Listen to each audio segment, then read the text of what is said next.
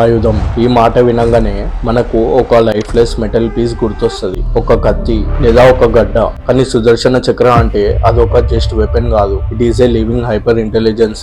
మనిషి ఆలోచన కంటే చాలా ఫాస్ట్ గా ప్రయాణం చేస్తుంది. లైట్ స్పీడ్ ని మించిన వేగంతో దూసుకుపోతుంది.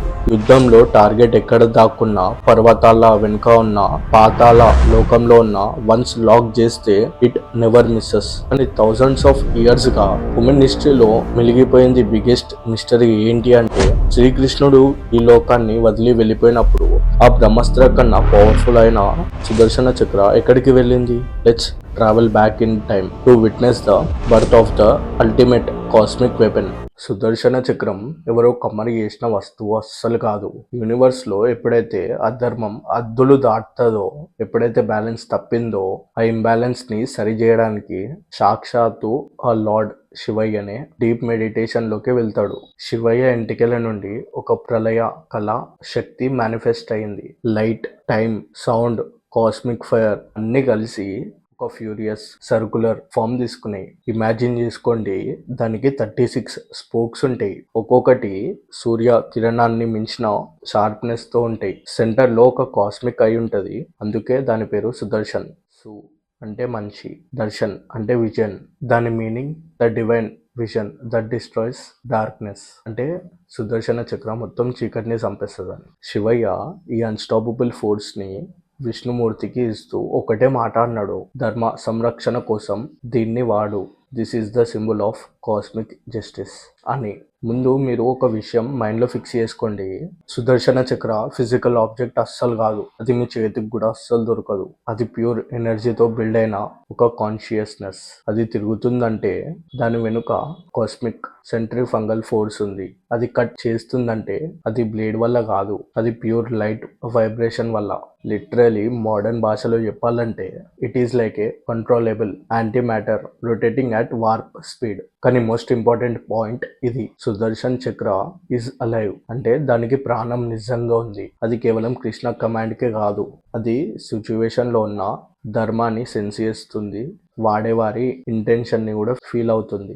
దేవుడు ధర్మం కోసం అడిగితే ఫ్రాక్షన్ ఆఫ్ సెకండ్స్ లో యూనివర్స్ అవతల నుండి కూడా రెస్పాన్స్ అవుతుంది. అందుకే శ్రీకృష్ణుడు మాత్రమే దాన్ని ఇంటెన్సిటీని హ్యాండిల్ చేయగలడు. కానీ మహాభారతంలో మొత్తంలో శ్రీకృష్ణుడు ఆ చక్రాన్ని వాడింది చాలా రేర్ సిచ్యువేషన్స్ లో మాత్రమే. ఎందుకంటే పవర్ఫుల్ వెపన్ ని వెనుకనే ఉంచిండు. మీకు అర్థం కాలేదు కదా, ఇంకా డీటెయిల్ గా ఎక్స్ప్లెయిన్ చేసా వీడు. సుదర్శన చక్రం అనేది ఫైటింగ్ కోసం కాదు, అది ఎండింగ్ కోసం. అది ఒక్కసారి ఫీల్డ్ మీదకి వస్తే అక్కడ ఇంకా యుద్ధం ఉండదు, ఓన్లీ డిస్ట్రక్షన్ ఉంటుంది. కార్మిక్ సైకిల్ అక్కడితో ఆగిపోతుంది. కార్మిక్ సైకిల్ అంటే లైఫ్ ఆఫ్ రీబర్త్. కృష్ణుడు ఎప్పుడైనా ప్రాబ్లమ్స్ వస్తే ఆయన మైండ్ తోనే సాల్వ్ చేయడానికి పోతాడు. కానీ ఎక్స్ట్రీమ్ గా ఎప్పుడైతే చేజారిపోతాయో ప్రాబ్లమ్స్, అప్పుడే ఆ చక్రను పిలుస్తాడు. అందుకే కృష్ణుడు కమాండ్ ఇవ్వగానే అది సైలెంట్ గా వస్తుంది, పని పూర్తి కాగానే అది సైలెంట్ గా వెళ్ళిపోతుంది. No drama, only execution. మహాభారతంలో ఒక సిచ్యువేషన్ ఉంటది, ఎక్కడైతే టైం ఆగిపోతుందో ఆ సిచ్యువేషన్ ఏందో ఇప్పుడు చెప్తా విను. అర్జునుడు ప్రతిజ్ఞ చేస్తాడు, జయద్రథుడి తల ఈవినింగ్ లోపల నరికేయకపోతే నేనే అగ్ని ప్రవేశం చేస్తా అని. కౌరవులు అప్పుడే పానిక్ అయ్యి జయద్రథుడిని అక్షుని సైన్యం మధ్యలో దాచబెట్టేస్తారు. సన్సెట్ అయిపోయింది, అర్జున డిస్పేర్ లోకి వెళ్తున్నాడు. అప్పుడు కృష్ణ ఆకాశం వైపు చూస్తూ ఒక జెంటిల్ హ్యాండ్ తో మూమెంట్ చేసిండు. నెక్స్ట్ సెకండ్ సుదర్శన చక్రం స్కైలోకి వెళ్ళి సూర్య భగవంతుడి ముందు నిలిచింది. అంటే ఒక ఆర్టిఫిషియల్ సోలార్ ఎక్లిప్స్ క్రియేట్ చేసింది. బ్యాటిల్ ఫీల్డ్ అంతా చీకటి కమ్ముకుంది అనుకుని అందరూ బయటకు వచ్చారు. ఆ సన్సెట్ అయిపోయింది, మనం గెలిచినాం అని అందరూ ఖుషి అయ్యారు. జయద్రథుడు బయటికి వచ్చి ఒక డీప్ బ్రెత్ తీసుకున్నాడో లేదో, ఆ కృష్ణుడు మళ్ళీ జెంటిల్ హ్యాండ్ తో ఇట్లా చేయి పైకి లేపంగానే ఆ సుదర్శన చక్రం సీదొచ్చి శ్రీకృష్ణుడి చేతిలో ఆగింది.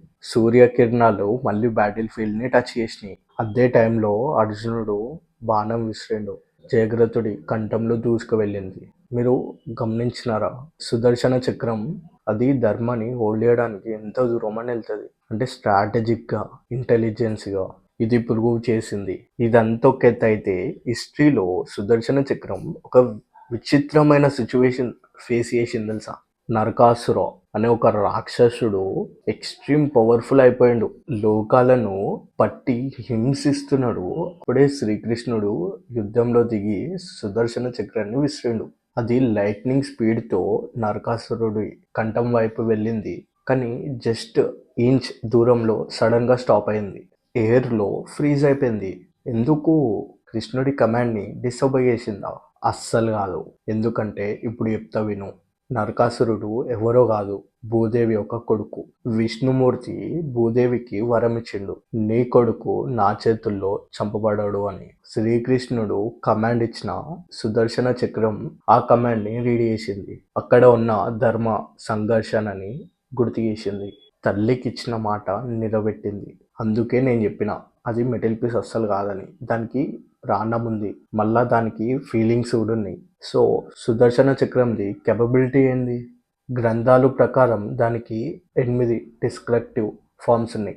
లిటరలీ సుదర్శన చక్రం తలుచుకుంటే స్పేస్ లో బ్లాక్ హోల్ క్రియేట్ చేయగలదు, డిమెన్షనల్ పోర్టల్స్ ఓపెన్ చేసి వేరే లోకాలని కూడా చూపించగలదు.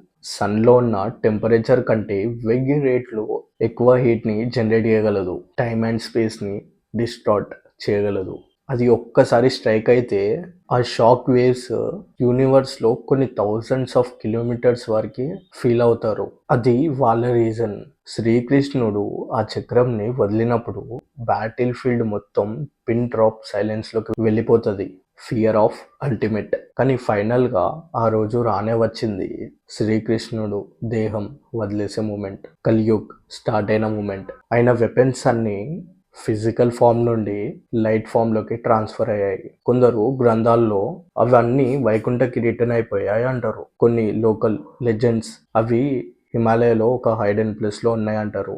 కానీ స్ట్రాంగెస్ట్ బిలీవ్ ఏంటంటే దేవుడు తన రూపం వదిలితే అయినా ఆయుధాలు కూడా తనతో పాటే వెళ్ళిపోతాయి. కానీ ఎవ్వరికి తెలియంది ఏంటంటే కొన్ని రహస్య గ్రంథాల్లో ఒక సీక్రెట్ జోష్యం ఉంది. ఎప్పుడైతే టోటల్ ధర్మ కొలాప్స్ అవుతుందో సుదర్శన్ చక్రం మళ్ళా భూమి మీదకి వస్తుంది.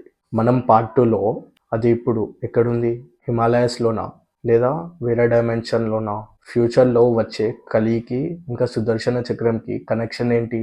అసలు ఆ చక్రంని ఎవరైనా కంట్రోల్ చేయగలరా? సబ్స్క్రైబ్ చేసి పెట్టుకోండి. నెక్స్ట్ ఎపిసోడ్లో ఇంకా ఆ టాపిక్ పీక్స్లో ఉంటుంది. సో అప్పటి వరకు పీస్.